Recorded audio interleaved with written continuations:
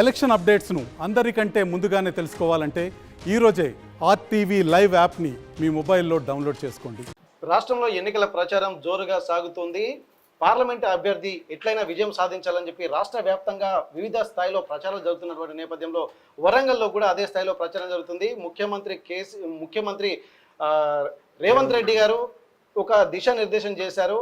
ఎక్కువగా ఏ ఎమ్మెల్యే మాత్రం కష్టపడి ఎక్కువ ఓట్లు సాధిస్తే వారికి ప్రత్యేక నిధులు కేటాయిస్తానన్నట్టు ఒక హామీ కూడా ఇచ్చిన నేపథ్యంలో నియోజకవర్గ స్థాయిలో కూడా విశేషంగా ప్రచారం జరుగుతుంది. అందులో భాగంగానే పార్టీలో చేరికలు, అలాగే చాలా మంది ఎక్కువ మెజార్టీ సాధించే విధంగా కృషి చేస్తున్నారు. ప్రస్తుతానికి పరకాల ఎమ్మెల్యే రేవూరు ప్రకాష్ రెడ్డి గారు మనతో ఉన్నారు. వారిని అడిగి అసలు ప్రచారము జరుగుతున్నటువంటి పరిణామాల మీద మనం అడిగి తెలుసుకుందాం. సార్ నమస్తే. సార్ నమస్కారం. ఎట్లా జరుగుతుంది సార్ ప్రచారం? చాలా బాగా జరుగుతున్నది. ఇవాళ మనం చూస్తే ఎమ్మెల్యే ఎలక్షన్స్ కన్నా ఇప్పుడు క్యాంపెయిన్ చాలా పాజిటివ్ దృక్పథంతో పోతుంది. ఎందుకంటున్నా అంటే నేను ఎమ్మెల్యే ఎలక్షన్లలో ఒక భయానకమైన వాతావరణం వల్ల ఉండే. ఇప్పుడు బీఆర్ఎస్ గవర్నమెంట్ ఉండము, బీఆర్ఎస్ నాయకత్వం ఎక్కడికక్కడికి అనగదొక్కే చర్యలు చేయడము, ఎవరన్నా ఇట్లా కాంగ్రెస్ పార్టీకి అనుకూలంగా వచ్చిన వాళ్ళు ఉంటే వాళ్ళను బ్లాక్మెయిల్ చేయడం ఇటువంటి జరిగి ఉండే. కానీ ఇప్పుడు ఒక స్వేచ్ఛాపూరితమైన వాతావరణంలో కాంగ్రెస్ గవర్నమెంట్ ఎప్పుడు కూడా ఎన్నికలు వచ్చింది అని అంటే ఎవరి ప్రచారం వాళ్ళు చేసుకునే వాతావరణం ఇస్తుంది. నుంచి ఇప్పుడు స్వేచ్ఛాపూరితమైన వాతావరణంలో ఈ క్యాంపెయిన్స్ జరుగుతున్నాయి. అంటే ఎమ్మెల్యే ఎలక్షన్స్ కన్నా ముందు కన్నా ఇప్పుడు ప్రజల్లో చాలా స్పష్టంగా ఒక పాజిటివ్ దృక్పథం కనబడుతున్నది. సరే, ఈ 7 పార్లమెంట్ పరిధిలో ఉన్నటువంటి 7 నియోజకవర్గాలు కాంగ్రెస్ అభ్యర్థులే ఉన్నారు. మీకు గెలుపుపై ఎట్లాంటి ధీమా వ్యక్తం చేస్తున్నారు? బీజేపీ కూడా మాకు మోడీ బలం అని చెప్పి అంటున్నారు. మీ పరిధిలో ఎట్లా ఉంది సార్? ఇప్పుడు ఆ మోడీ వాళ్ళకు మైనస్. ఎందుకంటే మోడీ ఆ రోజు నేను మాట ఇస్తే తప్పను అన్నట్టుగా మాట్లాడిండు. ఆ రోజు మీరు ఒకసారి చూస్తే జన్ధన్ ఖాతాలు ప్రారంభించండి, జన్ధన్ ఖాతాలో మీకు నల్లధనాన్ని బయటికి తీసి ప్రతి ఖాతాలో 15 లక్షల రూపాయలు వేస్తానన్నాడు. 2 కోట్ల ఉద్యోగాలు ఇస్తాము సంవత్సరానికి అని అన్నారు. ఇప్పుడు ఆ 2 ఆయనకు గుదిబండ అయింది. అందునుంచే యూత్ కానీ వాళ్ళందరూ కానీ ఈ 10 సంవత్సరాలు బీజేపీ గవర్నమెంట్లో రాష్ట్రం నుండి కానీ కేంద్రం నుండి కానీ ఇల్లు వచ్చింది లేదు. జన్ధన్ ఖాతాలు ప్రారంభించమన్నారు, ప్రారంభించుకుంటే దాంట్లో రూపాయి పడ్డది లేదు. అదేవిధంగా ఉద్యోగాలు వచ్చినది లేదు. ఎంత విచిత్రమైన పరిస్థితి, ఎంత దౌర్భాగ్యమైన పరిస్థితి అంటే కోవిడ్ టైంలో డాక్రా గ్రూప్ మహిళలకు 1500 రూపాయలు ఏదో కొంత వేడి నీళ్ళకు చన్నీళ్ళు అన్నట్టు ఏదో ఉపయోగపడతాన్ని ఇచ్చిన 1500 రూపాయలు కూడా వాళ్ళ తెలియకుండా రిటర్న్ తెప్పించేసుకున్నారు. అదే కాకుండా ఇవాళ మనం చూస్తే ఇంకోటి 5 రూపాయలకు ఇప్పుడు 5 కిలోల బియ్యం అనేది వస్తున్నాయి, 6 కిలోలు అనొచ్చు. కిలో బియ్యం ఎంత? రూపాయి. అలా అది ఇచ్చేది కూడా ఏం చేస్తున్నారు వీళ్ళు? దొడ్డు బియ్యం ఇస్తున్నారు. దాన్ని మేము ఉచితంగా బియ్యం ఇస్తున్నాం కోవిడ్ అప్పటి నుండి ఇప్పటికీ అని అంటున్నారు. 1 రూపాయి ఉచితంగా ఇవ్వడం ఏంటి? ఆల్రెడీ అంతకుముందు 1 రూపాయికే కిలో బియ్యము. రెండోది వాళ్ళ దొడ్డు బియ్యం ఇచ్చడం వల్ల ఏమవుతుంది అంటే ఏ ఒక్కరు కూడా దొడ్డు బియ్యం తింటలేరు. అది కూడా ఒక చర్చ జరుగుతున్నది. ఎవరు తింటలేరు. అవి ఏమవుతున్నాయి? అమ్ముకుంటాను వీళ్ళు 10 రూపాయలకు కిలో చొప్పున అమ్ముకుంటాను. ఆ 10 రూపాయల కిలో బియ్యం పోయి ఏమవుతున్నాయి? రీసైకిల్ అవుతున్నాయి. అవి మనం రైస్ మిల్లల్లో పాలిషింగ్ చేస్తున్నారు, వాటిని రీసైకిల్ చేస్తున్నారు. చేసేవారికి ఏమవుతుంది? సన్న బియ్యం కిందకు వస్తున్నాయి. అవి అదే వాళ్ళకు మళ్ళీ 50 రూపాయలకు అమ్ముతున్నారు. అంటే దీన్ని నియంత్రించలేకపోయింది కేంద్ర ప్రభుత్వం, నియంత్రించలేక గత ప్రభుత్వం నియంత్రించలేదు. ఓకే. అయితే ఇక్కడ కాంగ్రెస్ పార్టీకి ఒక మార్పు కోరుకున్నారు ప్రజలు. తెలంగాణలో కాంగ్రెస్ పార్టీకి పట్టం కట్టినటువంటి నేపథ్యంలో వివిధ పార్టీల నుండి, అంటే ఇప్పుడు బీఆర్ఎస్ మొన్నటి వరకు అధికారం ఉన్నటువంటి బీఆర్ఎస్ నుండి కూడా చాలా మంది కాంగ్రెస్ పార్టీలోకి వలసలు వస్తున్నారు. ఇప్పుడు ఎక్కడ చూసినా కానీ ఈ 7 నియోజకవర్గాల్లో లేకపోతే మిగిలిన నియోజకవర్గాల్లో కూడా బీఆర్ఎస్ పార్టీ నుండి కావచ్చు ఇతర వ్యక్తులు కూడా పార్టీలోకి వస్తున్నారు. ఈ రావడం అనేది కూడా మనకు ఒక్కొక్కసారి ఏంటంటే పార్టీలో మనకు పాత వాళ్ళు కొద్దిగా గొడవ పెట్టడము, కొత్త వాళ్ళు మాకు ఆధిపత్యం కోసం వాళ్ళు రావడము, పాత వాళ్ళు ఏంటంటే ఉన్న ఇన్ని రోజులు పని చేసినటువంటి మా శ్రమ వృధా అవుతుందన్నటువంటి ఒక భావన వ్యక్తం చేస్తున్నారు. దీన్ని ఎట్లా చూస్తున్నారు? అది చాలా సహజం. ఎందుకంటే 10 సంవత్సరాలు కష్టపడమే కాకుండా ఇక్కడ ధర్మారెడ్డి యొక్క ఆకృత్యాలకు ఒక హద్దు లేకుండా పోయింది.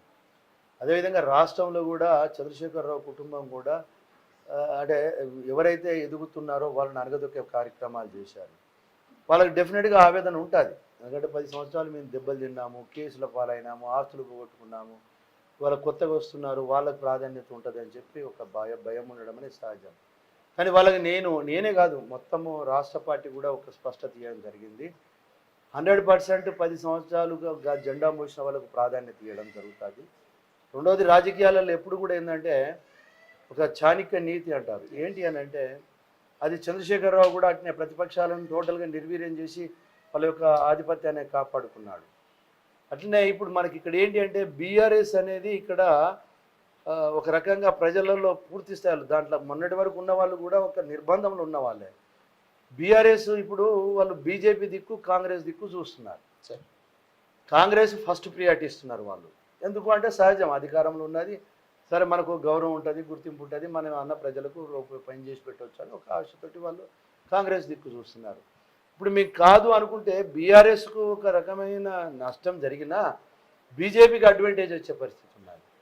కనుక రాజకీయాలలో ఏంటి అంటే మన బలం పెంచుకోవాలి, ఎదుటోని యొక్క క్యాడర్ యొక్క స్ట్రెంత్ను తగ్గియాలి. ఇది స్ట్రాటజీ, ఇట్స్ ఎ స్ట్రాటజీ.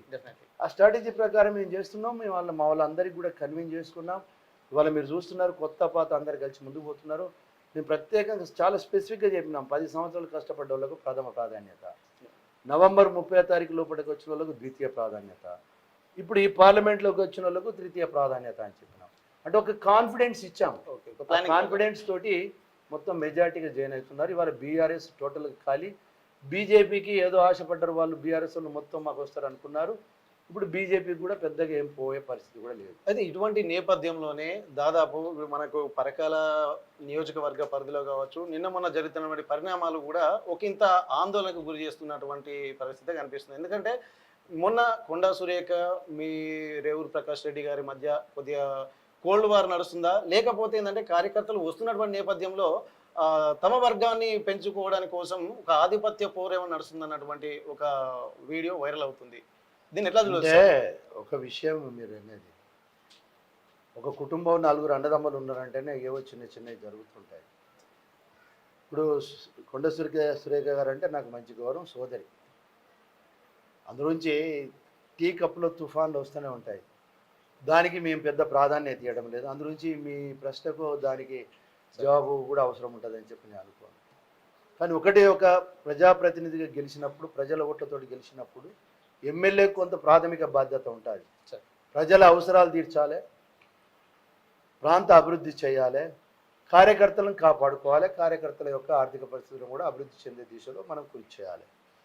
ఎప్పుడైతే డెవలప్మెంట్ అండ్ ఆర్గనైజేషన్ ఉన్న చూసారా, సింగిల్ వాయిస్ తోటి పోయినప్పుడే ప్రజలకు లాభం జరుగుతుంది, కార్యకర్తలకు లాభం జరుగుతుంది.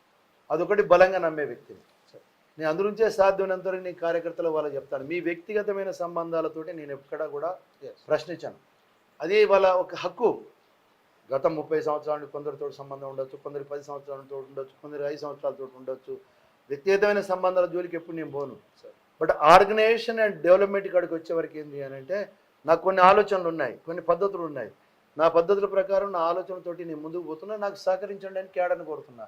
ఇవాళ వాస్తవంగా మీరు చూస్తున్నారు 5 నెలల్లో అసలు నాకు అనేది ఒక గ్రూప్ ఏమైనా ఏర్పడ్డదా మీరే చెప్పండి. ఏ గ్రూపులు లేకుండా నేను ఒకటే అన్నా, మీ వ్యక్తిగతమైన సంబంధాలు ఇస్ డిఫరెంట్. బట్ ఇక్కడ మనదందరి కాంగ్రెస్ పార్టీ గ్రూప్. ఆ గ్రూప్ వల్లే మనం పనిచేస్తున్నాం, కాంగ్రెస్ షెల్టర్ కింద మనము ఉన్నాము. కనుక అటువంటిది ఏమీ లేదు. ఆవిడ నాకు సోదరితోటి సమానం. చిన్న చిన్నవి జరుగుతూనే ఉంటాయి ఏవో, అవన్నీ టీ కప్పులో తుఫాన్ లాంటివి, అవన్నీ సర్ది. ఇప్పుడు రాష్ట్ర స్థాయిలో పార్టీని బలోపేతం చేయాలని చెప్పి రేవంత్ రెడ్డి గారు స్పష్టంగా చెప్పారు. ఈసారి పార్లమెంట్లో ఎక్కువ మెజార్టీ స్థానాలు గెలుచుకోవాలన్నటువంటి ధీమా వ్యక్తం చేస్తున్నారు. ఎందుకంటే రాహుల్ గాంధీ ప్రధానమంత్రి కావాలన్నప్పుడు ఏకైక లక్ష్యం, అందరికీ విస్తృత ప్రచారం చేస్తున్న నేపథ్యంలో ఇప్పుడు ఇక్కడ మన పరకాల నియోజకవర్గంతో పాటు ఇక పక్క నియోజకవర్గాలు కూడా జరుగుతున్నాయి. ఎందుకంటే ఒక వర్గపోరు అనేది ఒకటి నడుస్తున్నది. వర్గపోరు అనేది కరెక్ట్. దయచేసి కాంగ్రెస్ పార్టీలో అది నడవదు. Okay sir.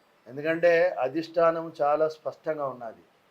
పార్టీ డెవలప్ కావాలి, రెండోది సింగిల్ లీడర్షిప్ ఉండాలి, మూడోది పార్లమెంటులో మంచి మెజారిటీతోటి అభ్యర్థులను గెలిపించుకోవాలి. ఇవాళ మీరు బీజేపీ వాళ్ళ యొక్క వాయిస్ కూడా మీరు ఒకసారి చూస్తే వాళ్ళకు కూడా ఒక క్లారిటీ వచ్చేసింది. నార్త్ ఇండియా మొత్తం తుడిచిపెట్టకపోతుంది, తుడిచిపెట్టకపోయింది. ఇప్పటివరకు జరిగిన 3 ఫేస్లలో జరిగిన ఎన్నికలలో కూడా బీజేపీకి నెగటివ్ అనేది వచ్చింది. చాలా తక్కువ సీట్లు ఉన్నాయి. ఇండియా కూటమికే మంచి మెజారిటీ వస్తున్నాయని చాలా నార్త్ ఇండియా కూటమి చాలా బలంగా అయింది. అయితే ఇక్కడ ఒక ప్లాన్ వాళ్ళు ఏం చేస్తున్నారంటే సౌత్ ఇండియాలో ఇంతకుముందు బీజేపీ లేదు కనుక ఏమంటారు చూసినా కొత్తది గొర్రెల మడుగు పాతది బర్రెల మడుగు అన్నట్టు కొంచెం ఇక్కడ ప్రజల్ని నమ్మేయడానికి ప్రయత్నం చేస్తున్నారు. కానీ ఈ సౌత్ ఇండియాలో బీజేపీ ఎదగదు సార్, ఎందుకంటే దానికి చాలా చరిత్ర ఉన్నది. తరతరాల నుండి మన రక్తంలో జీర్ణించుకోకపోయిన ఒక కమ్యూనిస్ట్ భావాలు కావచ్చు, పోరాట భావాలు కావచ్చు, మరి ముఖ్యంగా తెలంగాణలో ఏంటంటే నిజాములతోటి రజాకారులతోటి పోరాటం చేసిన తత్వము, కమ్యూనిస్టు ఉద్యమాలు జరిగినాయి, భూమి కోసం భుక్తి కోసం కూడా ఉద్యమాలు జరిగినాయి. అందునుంచి ఇక్కడ కొంత బయట మీకు కనబడుతుంది కావచ్చు, ఓకే, కానీ ప్రజలు బీజేపీకి ఇక్కడ తెలంగాణలో ముఖ్యంగా స్థానం ఇవ్వరు సార్. ఇప్పటికీ రేవూరు ప్రకాష్ రెడ్డి గారు దాదాపు ఒక 40 ఏళ్ల సుదీర్ఘ రాజకీయాల్లో ఉన్నారు, సౌమ్యుడిగా పేరు తెచ్చుకున్నారు. ఎలాంటి వ్యక్తిగతంగా విమర్శలు అనేవి కూడా ఎక్కడ లేవు. కాకపోతే ఏంటంటే మీరు చెప్తున్నట్టు పార్టీ క్యాడర్ను పెంచుకోవాలన్నటువంటి విధానంలో మీరున్నారు. అదే విధానాన్ని కూడా కొండా సురేఖ గారు కూడా మీరు అటే లాగుతున్నారు. నేను నలుగురు కుటుంబ సభ్యులు ఉన్నప్పుడు చిన్న చిన్న డిస్టర్బెన్సెస్ జరగడానికి సహజం. ఇది కూడా ఒక కుటుంబం, ఒక ఫ్యామిలీ.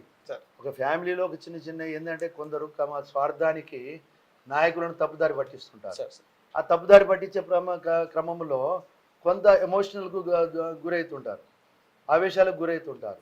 అవి ఒకరోజు 2 రోజులు ఉంటాయి. అందుగురించి దాన్ని మేము అసలు మళ్ళీ మీరు అనే వరకు కూడా నాకు గుర్తులేదు. ఓకే ఓకే, అదే మనకు తెలుగులో అంటారు కదా సార్, లేగలు కొట్లాడుకుంటే ఆవుల కాలం. అందుగురించే నేను ఇప్పుడు కార్యకర్తల నుండి తమ్ముడు నేను చాలా స్పష్టంగా చెప్పిన, I'm very clear sir. Cadre కూడా చాలా స్పష్టంగా ఉన్నారు. డెవలప్మెంట్, ఆర్గనైజేషన్, ఈ రెండే నా ధ్యేయం.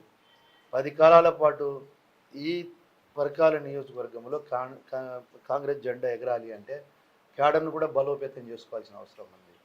అందునుంచి ఆర్గనైజేషన్ విషయంలో నేను ఎప్పుడు కాంప్రమైజ్ గాను, డెవలప్మెంట్లో కాంప్రమైజ్ గాను అని ఎవరితోటి పంచాయతీ పెట్టుకొని నాకు ఎవరితోటి పంచాయతీ లేదు. ఓకే, ఎవరో ఒకరిద్దరు తమ వ్యక్తిగతమైన స్వార్థం గురించి వాళ్ళు నన్ను మిస్గైడ్ చేయవచ్చు, అటు మా సోదరుని కూడా మిస్గైడ్ చేయవచ్చు. అల్టిమేట్గా మేము ఇద్దరం రియలైజ్ అవుతాము, ముందుకు పోతున్నాము. ఓకే, రియలైజ్ అయినట్టేనా ఇప్పుడు మీరు? రియలైజ్ అవుతాము, అయినాము, ముందుకు పోతాము. దాని గురించి పెద్దగా మేము ఎందుకంటే ఇది ఒక రాష్ట్ర స్థాయిలో అలా మీరు అదే దారిలో తీసుకుపోవాలని ట్రై చేస్తున్నారు. కానీ అది వెరీ క్లియర్, మాదొక కుటుంబంలో చిన్న చిన్న మనస్పర్ధలు వచ్చినా క్లారిటీ చేసుకుంటాము, అంతే ఎక్స్చేంజ్ చేసుకుంటాం, అలా కలిసి ముందుకు పోతాం. ఈ పార్లమెంటు పరిధిలో మా డెవలప్మెంట్ అందరం మంత్రి గారు మేము అందరం కలిసి రేపు ఈ పూర్వ జిల్లాని ఎట్లా డెవలప్ చేసుకోవాలి, దాంట్లో వరంగల్ పార్లమెంట్ ఎట్లా డెవలప్ చేసుకోవాలనే దృక్పథంతో ముందుకు పోవడం జరుగుతుంది. Thank you. ఓకే, మీకు ఒక్క నిమిషం సార్, మీకు ఈ పార్లమెంటు పరిధిలో మీ పరకాల నుండి మీరు ఎంత మెజార్టీ తీసుకోవాలనుకుంటున్నారు? మా పరకాల నియోజకవర్గం నుండి గతంలో 7,940 కోట్లు నాకు మెజార్టీ వచ్చింది. ఇప్పుడు ప్రజల స్పందన, కార్యకర్తల యొక్క కష్టము సుఖము, వాళ్ళ యొక్క కసి చూస్తే 30,000 మెజార్టీ గ్యారంటీగా దాటబోతున్నాం. యాజ్ ఏ కోఆర్డినేటర్గా, పార్లమెంట్ కోఆర్డినేటర్గా 1,50,000 నుండి 2 లక్షల మెజార్టీ తోటి కడియం కావ్య గారు గెలవబోతున్నారు. Okay, thank you sir. అయితే ఇప్పుడు జరుగుతున్నటువంటి విషయాల మీద ఇది ఒక టీ కప్ లో తుఫాను. పార్టీ అంతర్గత అంటే పార్టీని బలోపేతం చేసుకోవడంలో ఇది ఒక భాగం అంటున్నారు. ఎప్పటికైనా వాళ్ళ కార్యకర్తలను కాపాడుకునే విధంగా వాళ్ళు ప్రయత్నిస్తూనే ఉంటారు, మన కార్యకర్తల్ని కాపాడుకునే విధంగా మనం ప్రయత్నించడం. దీన్ని వర్గపూర్గా కూడా మనం చూడాల్సినటువంటి అవసరం లేదు. పార్టీ అంతర్గత వ్యవహారాలు కామన్ నడుస్తున్నాయి అన్నటువంటి ఆలోచన చేస్తారు. ఇప్పటికే అంతా కలిసిపోయేటువంటి వ్యవహారం సద్దుమణింది అన్నటువంటి ఒక ధీమా వ్యక్తం చేస్తున్నారు.